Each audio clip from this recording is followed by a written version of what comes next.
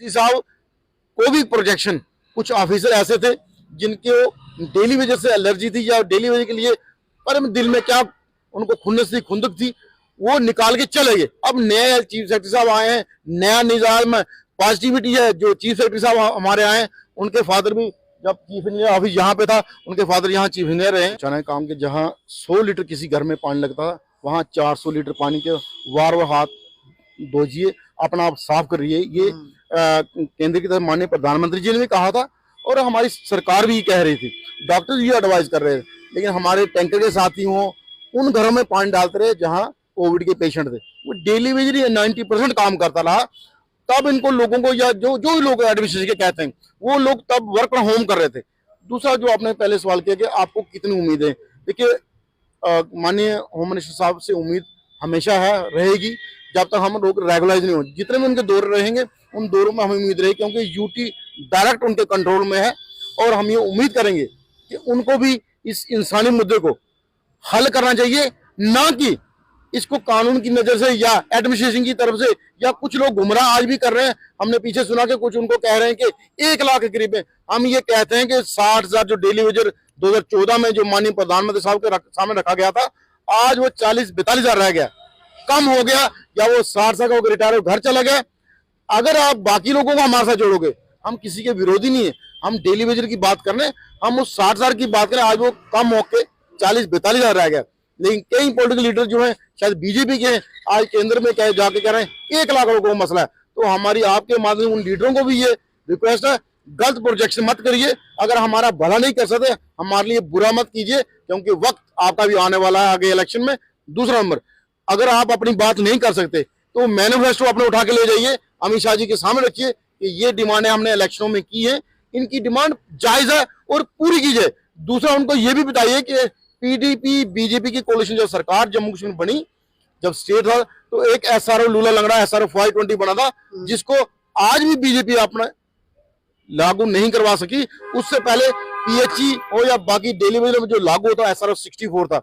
हमारी तब भी ये डिमांड थी कि एसआरओ 64 तक रेगुलर किया जाए, लेकिन इन लोगों ने एक लूला लंगड़ा एसआरओ बना दिया। वादा किया था, एलजी साहब ने भी वादा किया था आपसे, और वो वादा कहीं ना कहीं जो है वो अधूरा रहा। मैं देखिए उसी तरफ आ रहा हूँ। एलजी साहब को भी प्रोजेक्शन, कुछ ऑफिसर ऐसे थे जिनके डेली वेजेस से एलर्जी थी या डेली वेजेस के लिए पर दिल में क्या उनको खुन्नस थी, खुंदक थी, वो निकाल के चले गए। अब नए चीफ सेक्रेटरी साहब आए हैं, नया निजाम पॉजिटिविटी है। जो चीफ सेक्रेटरी साहब हमारे आए हैं, उनके फादर भी जब चीफ इंजीनियर ऑफिस यहाँ पे था, उनके फादर यहाँ चीफ इंजीनियर रहे हैं। और हम ये उम्मीद करें, हम उनको अपना पारिवारिक सदस्य समझते हैं, वो हमारा दर्द समझेंगे, क्योंकि वो जानते हैं उनके फादर के टाइम भी पीएचई डेली वेजर रेगुलाइज हुए जब वो चीफ इंजीनियर थे। तो हमारी प्रोजेक्शन ये है कि हमारे वकील बन के वो एलजी साहब को लेके दिल्ली जाए, दिल्ली में वन टाइम सेटलमेंट करके प्रोजेक्ट लेके आए, एक वन टाइम हमारे पैकेज लेके आए कि हमारी भी परेशानी खत्म हो, या सरकार एक ऑर्डर निकाले।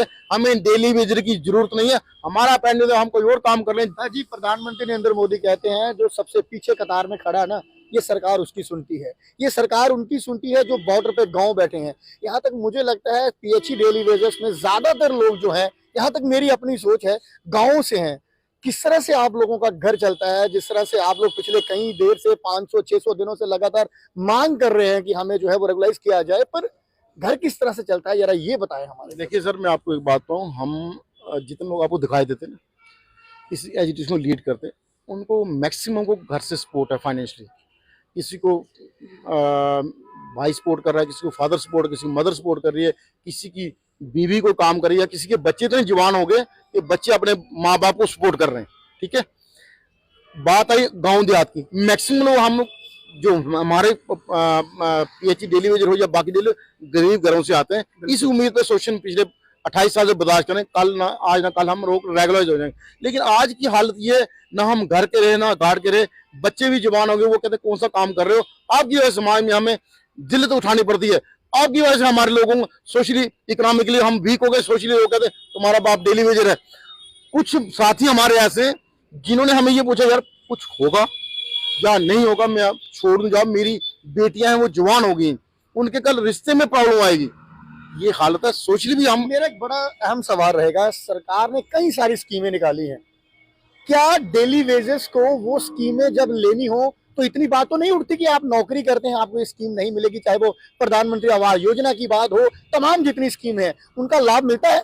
देखिए बहुत अच्छा क्वेश्चन किया ये कि हमें कोई भी गवर्नमेंट की स्कीम जो है, प्रधानमंत्री आवास योजना हो, सस्ता राशन हो, बिल्कुल, और भी कोई फैसिलिटी हो, वो कहते हैं नौकरी करते हैं आप। बिल्कुल तब ये कहा जाता है कि आप गवर्नमेंट सर्विस में हो। बिल्कुल बिल्कुल। तो गवर्नमेंट वाले जो है हमारे यहाँ ये कहते हैं आप बैकडोर हो।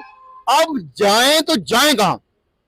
मतलब देने की बारी आएगी तो आप बैकडोर हो।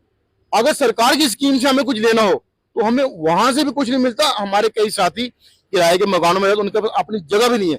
अब जो जैसे पीछे 5 मरले सबको प्लाट दिए गए, क्या पीएचई के डेली वेजर हो या कोई और डेली वेजर, डिपार्टमेंट ने या सरकार ने एलजी साहब की एडमिनिस्ट्रेशन से पूछा कि आपके पास रहने के लिए घर है, आपके पास जगह है? पूछ लो, इनके डॉक्यूमेंट चेक कर लो। लोगों के पास 5 2 मरले भी जमीन नहीं है, लेकिन नहीं पूछते। वो यार अब सरकारी, भाई सरकारी है तो आप हमें शोषण कितना कर रहे हो? 9,000 से किस आदमी का घर चलता है? और वो लोग जिन्होंने कोविड में अपनी जान पे खेल के सिर्फ इसलिए कि इस इंसानी नस्ल को जिंदा रखना है, ये शोषण इसलिए बर्दाश्त किया कि आज नहीं तो कल सरकार को हम पे दया आएगी, सरकार ये समझेगी और ये यूटी बनने के बाद हमारे जो जायज हक थे SRO 64, SRO 520 ये रोके गए हैं। बीजेपी के टाइम आपने कहा ना प्रधानमंत्री साहब जो लास्ट कतार में खड़ा उसके तरफ नजर, हम तो कतार में सबसे आगे थे इंसाफ लेने के लिए। हम तो पिछले 30 साल से आगे खड़े थे।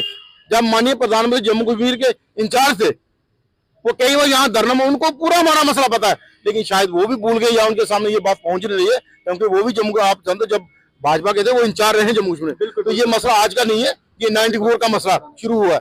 तो उन सरकार ने अगर हमारे साथ शोषण किया तो ये भी वैसा ही कर रहे हैं। 10 साल इनको भी आज हो गए, तो हम किस पे विश्वास करें किस पे ना करें, लेकिन अपनी जदोजहद पे अपने संघर्ष पे विश्वास है। हमें उम्मीद है हम एक ना